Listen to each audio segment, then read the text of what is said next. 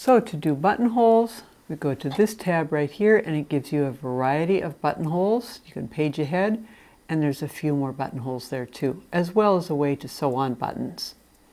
Let's go back here. The first one that's selected is your normal square-ended buttonhole, which I use for almost all of my projects.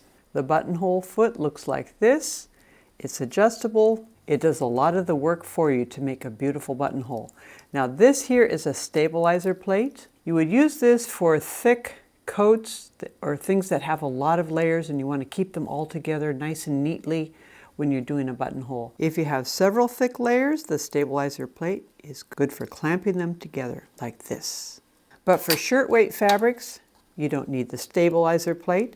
When you make a buttonhole, you need to make sure to use something like interfacing between the two layers, not just two layers of fabric. Or what you can do, and I've seen this done in nice dress shirts, where you have an extra fold of fabric here as your stabilizer. I'm going to do it that way. Now, for our chosen button, we need to put it right up in there. Pull this out like this. Put our button right in here. This distance here is going to determine the length of the buttonhole. Now we're going to mark our buttonhole. This is that center line. The two halves of the buttonhole are going to form on either side, and then we mark the beginning of the buttonhole here.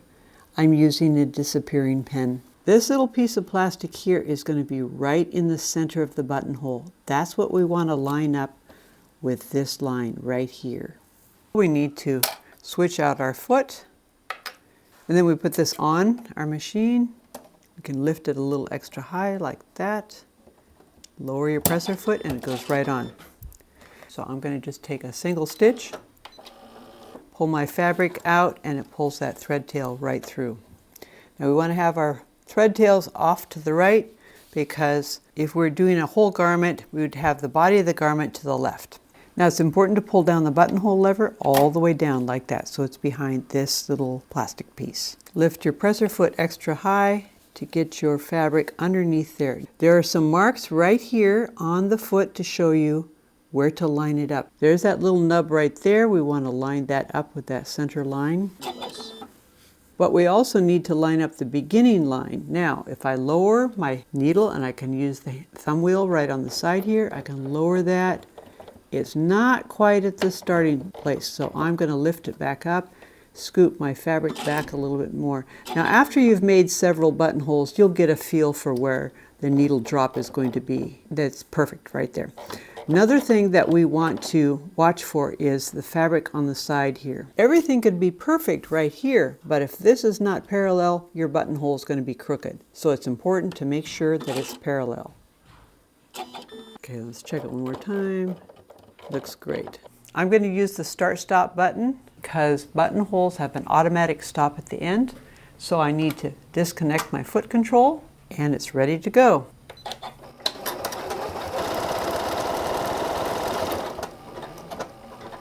Push the cut button,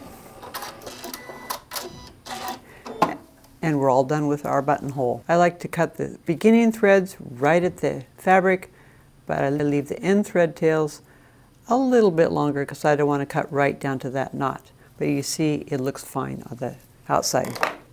Now we want to protect that end bar tack of the buttonhole right there with the pin, starting at one end down here. With our seam ripper, goes straight back, almost to that pin. Flip it over, reset your pin, and start again at the other end, like this, going towards the center. Now we're going to see if the button fits through that buttonhole. It's a little on the loose side. We don't want our buttons to come unbuttoned by themselves, so there's an adjustment that you can do on your buttonhole foot right here. So we're going to adjust this down towards the S. That means smaller. L means larger. To make this a little bit less space right here. That will make the buttonhole a little bit shorter. Put the button back in like this. Put the buttonhole foot back on like this. Pull down that buttonhole lever Now, if I had other buttons, I wouldn't have to continually take that out. I could just use my other buttons for the project to test this out. We're just doing a test buttonhole, and that's important to do a test buttonhole before you do it on your garment to make sure that the buttonhole fit is correct. Take a stitch, pull out our thread, and we're ready to go. So if you're making a test buttonhole and you're using interfacing, make sure you interface your sample as well. I'm still going to use that thumb wheel just to make sure it does the cross piece, and it does it perfectly. That's great. Okay, now we're ready to go again.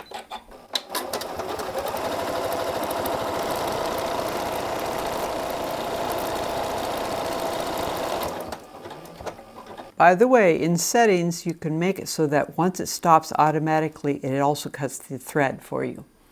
But I'm going to use the thread cutter button, which also lifts up the foot. This time I'm just going to go ahead and cut the buttonhole just so that we can see if the button fits. And if it does, then we can finish the buttonhole.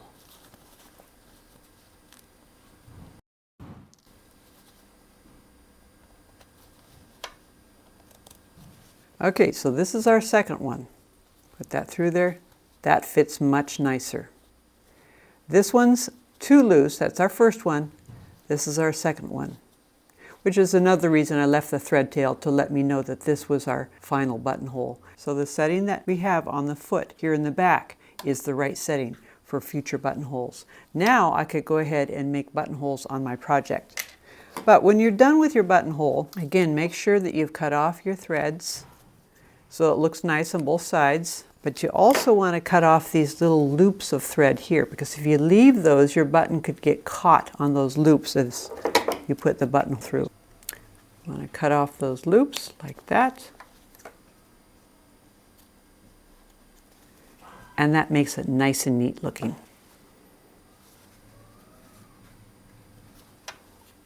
We have several other videos on this machine. If you've enjoyed this video, give us a like. And if you have comments, questions, or ideas for other videos you'd like to see, let us know in the comments down below. Thanks for watching. Bye.